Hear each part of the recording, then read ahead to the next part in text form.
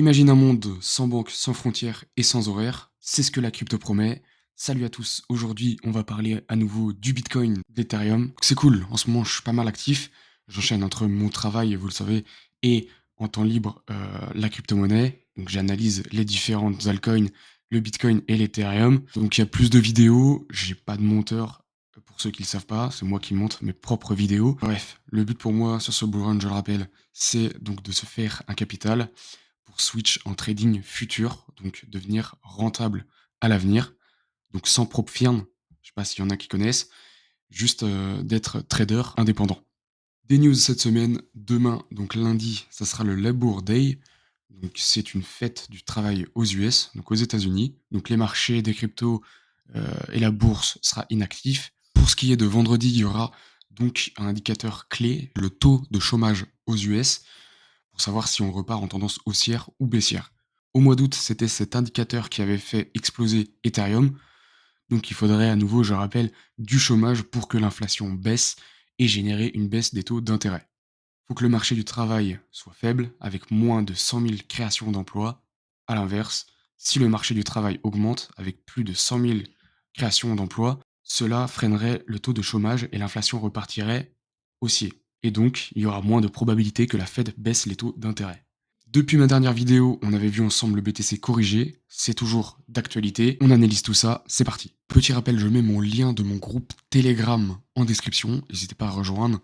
Dans ce groupe, je rappelle, on est là pour évoluer, s'entraider tous ensemble. Dès qu'il y a des questions, il y en a toujours un qui répond. Et le but, c'est bien d'évoluer tous ensemble. Donc le BTC en weekly, donc je le rappelle, une bougie est égale une semaine. Si on clôture la semaine, alors je vais zoomer en dessous de cette résistance-là, ça sera plutôt bearish. Pourquoi? Parce qu'on pourrait retracer vers, donc on pourrait faire ouais, voilà, moins 2%, venir rechercher cette résistance du mois de juin. En daily, on peut voir que là, on est en train de titiller cette résistance en weekly. Donc, j'ai tracé cette résistance en orange pour la weekly et en violet pour le daily. Donc, si on arrive à faire un pump et réintégrer ce range ici, ça pourrait être plutôt bullish pour cette semaine. À l'inverse, si on clôture cette semaine en dessous de cette résistance weekly, ça nous propulserait plutôt à la baisse. Ethereum en spot, donc mon TP je le change pas, c'est toujours au 6000. J'ai tracé mes supports résistance en weekly. Pour l'instant, on est plutôt proche du support. Donc si on dézoome un petit peu, on peut voir que on a eu un été plutôt très très très bullish, voilà, avec une hausse de plus de 70%. Voilà, le 9 juillet, c'est là où on a eu un, voilà, le 9 juillet, c'est là où on a eu un gros départ qui nous a propulsé vers la TH. On a bien laissé une fair value gap sur les 4220 $. Donc, moi, pour ma part, je privilégie plus un rejet de la zone de polarité. Donc, zone de polarité, c'est celle-ci. Voilà, donc là, c'est un peu ce qu'on est en train de faire d'ailleurs. On est venu se faire rejeter. Donc, je pense qu'on va pouvoir venir combler cette fair value gap en H4 et pourquoi pas même revenir sur ce support. Ici, chaque fois, on vient bien rebondir sur cette zone. Et moi, de mon côté, mes ordres d'achat, je les ai repositionnés, donc au 4311, au 4280 et au 4245, avec un SL en dessous des liquidités, donc ici, ici et ici, un SL au 4208. Pour le risk management de mon trade, on voit que je perds, donc le risk management, le risk reward, c'est donc je perds 1,70 R pour gagner 5,18 R. Donc on parle en R dans le trading futur, on peut parler aussi en pourcentage. C'est un joli trade à prendre. De toute manière, le but du jeu quand on trade, c'est d'acheter donc de long les supports et de sell, donc de short les résistances. Je vise un TP sur le bas de la zone de polarité. Pour Solana, donc Solana c'est plutôt bullish. On est toujours dans un range. On l'a vu, hein, on le voit depuis novembre dernier. On est revenu dans un range. Donc si je zoome un petit peu, on peut voir que on a eu pas mal de rejets. Donc je les ai positionnés en rouge. Et lorsque ça rebondit à la hausse, je les ai retranscrits en vert. Donc là, il y a mon petit trait de polarité, si je puis dire.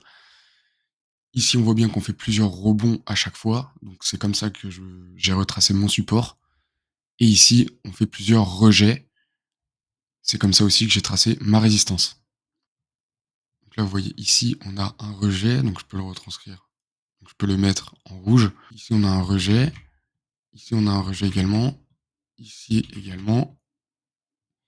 Et ici, on peut avoir du vert. Donc là, par exemple, on voit qu'on est venu rebondir dessus. Donc c'est pour ça que je le mets en vert. Ici, on peut le mettre en vert aussi. Et là, on est venu vraiment faire une correction pour venir chercher le support plus bas. On n'a toujours pas comblé cette Fairval Gap en daily. Donc je vais la repositionner avec vous. Tac, comme cela. Maintenant, je peux enlever l'indicateur. Ma Fairval Gap, elle est tracée. La zone ETE est toujours ici. Donc pareil, si le Bitcoin clôture en dessous la résistance en weekly, comme on a vu tout à l'heure, je pense donc que Solana pourrait retrouver un retracement et venir chercher cette zone ETE et cette Fairval Gap. Après, à voir si on recorrigerait juste sur la Fairval Gap ou on irait plus bas et revenir chercher un rebondissement donc sur les 130 $, comme on l'a fait les autres fois. Du côté hors d'achat d'Ethereum, c'est assez vide. On peut voir qu'on peut vraiment venir descendre jusqu'au 4260. On n'a aucun ordre. Donc là, ça peut aller très vite. Pour le Bitcoin, c'est à peu près pareil. Bon, là, c'est jusqu'au 107 300 qu'on a des gros ordres, 400 BTC. À voir si c'est du spoofing.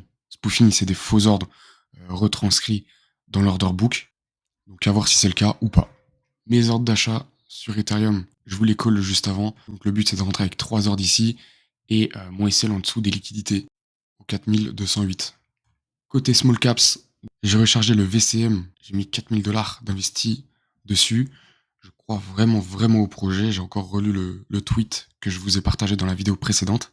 N'hésitez pas à la voir pour ceux qui ne l'ont pas vu. J'ai sell mes Divinity Protected, donc les DP et les WinRAR. J'ai également sell 947 $ de George pour réinjecter dans VCM. Le but, encore une fois, je le répète, c'est de viser les 10 millions de market cap.